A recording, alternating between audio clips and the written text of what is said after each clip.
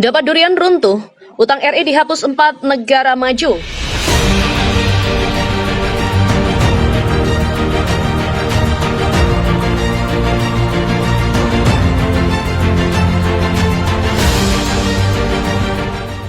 Di tengah beban hutang yang menggunung, pemerintah mendapatkan durian runtuh. 4 negara maju menghapus hutang Indonesia. Hal itu diungkapkan oleh Direktur Jenderal Pengelolaan Pembiayaan dan Resiko Kementerian Keuangan Luki Alfirman beberapa waktu lalu. Ia mengatakan, terdapat 4 negara kreditur yang telah berkomitmen untuk menghapus hutang Indonesia. Keempat negara yang menghapus hutang Indonesia diantaranya Jerman, Italia, Australia, dan Amerika Serikat. Penghapusan hutang Indonesia tersebut dilakukan lewat program debt swap. Debt swap adalah cara pembayaran atau penghapusan utang yang dilakukan dengan mekanisme pertukaran. Luki menjelaskan, debt swap dengan kreditur Jerman dilakukan untuk beberapa proyek seperti pendidikan, edukasi, global fund, hingga kesehatan. Kemudian proyek bersama Italia meliputi housing dan juga settlement. Sementara dengan Australia berkaitan dengan kesehatan atau debt to health untuk kesehatan, serta dengan AS yakni debt to tropical forest. Dia juga menuturkan debt swap itu bersifat dua arah. Apabila tendernya menang, dia mengakui sangat terbuka akan hal itu. Kadang-kadang kita menawarkan, tapi juga tergantung dari tendernya seperti apa. Adapun per Agustus 2022, total utang pemerintah sebesar 7.236,6 triliun. Dari nilai itu, rasio utang terhadap PDB atau debt to GDP per Agustus 2022 mencapai 38,3%. Sementara itu, ULN Indonesia per Juli 2022 kembali menciut. Posisi ULN Indonesia pada akhir Juli 2022 tercatat sebesar 400,4 miliar US dollar. Realisasi itu turun dibandingkan dengan posisi ULN pada bulan sebelumnya sebesar 403,6 miliar dolar. Secara tahunan, posisi ULN Juli 2022 mengalami kontraksi sebesar 4,1% year on year, lebih dalam dibandingkan dengan kontraksi pada bulan sebelumnya yang sebesar 3,2% year on year. BI juga mencatat ULN pemerintah pada Juli 2022 melanjutkan tren penurunan. Posisi ULN pemerintah pada Juli 2022 sebesar 185,6 miliar, lebih rendah dari posisi bulan sebelumnya sebesar 187,3 miliar.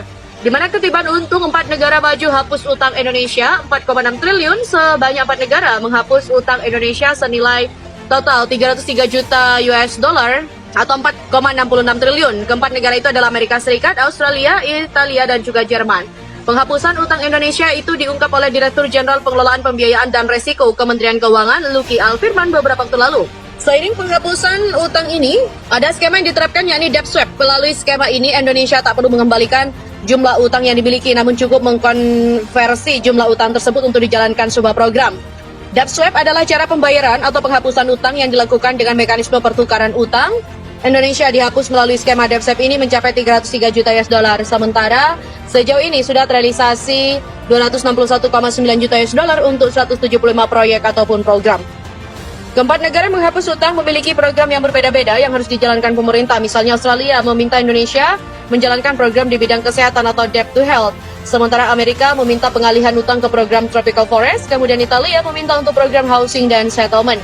Serta Jerman yang meminta pengalihan utang program ke edukasi dan ada global fund serta malaria. Luki menyatakan, ada peluang untuk skema yang sama dijalankan dengan negara-negara lain. Namun kembali lagi tergantung dari jenis dan sifat pemberi pinjaman.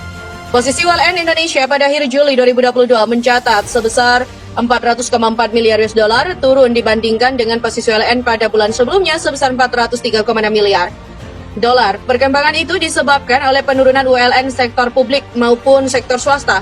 Secara tahunan, posisi ULN pada Juli 2022 mengalami kontraksi sebesar 4,1% year on year, lebih dalam dibandingkan dengan kontraksi pada bulan sebelumnya yang sebesar 3,2% year on year. Kemudian, struktur ULN Indonesia yang tetap sehat tersebut didukung oleh penerapan prinsip kehati-hatian dalam pengelolaannya. ULN Indonesia pada bulan Juli 2022 tetap terkendali, tercermin dari rasio ULN Indonesia terhadap produk domestik bruto yang tetap berjaga di kisaran 30,7%. Menurun dibandingkan dengan rasio pada bulan sebelumnya sebesar 31,8%. Selain itu, struktur ULN Indonesia tetap sehat ditujukan oleh ULN Indonesia yang tetap didominasi oleh ULN berjangka panjang dengan pangsa mencapai 86,6% dari total ULN. Dalam rangka menjaga agar struktur ULN tetap sehat, Bank Indonesia dan juga pemerintah terus memperkuat koordinasi dalam pemantauan perkembangan ULN, didukung oleh penerapan prinsip kehati-hatian dan juga pengelolaannya. BI memastikan peran utang luar negeri juga akan terus dioptimalkan dalam menopang pembiayaan pembangunan dan mendorong pemulihan ekonomi nasional dengan meminimalisasi resiko yang dapat mempengaruhi stabilitas perekonomian. Direktur Eksekutif Departemen Komunikasi Bank Indonesia Erwin Haryono mengatakan kondisi utang luar negeri Indonesia hingga kini masih dalam batas aman karena struktur utang tersebut banyak didominasi oleh utang jangka panjang. Lebih lanjut, Erwin menyebut pencatatan ULN Indonesia jelas terdata dalam statistik dibandingkan kondisi tahun 1998 ketika terjadi krisis moneter di mana saat itu struktur utang tidak tercatat dengan baik.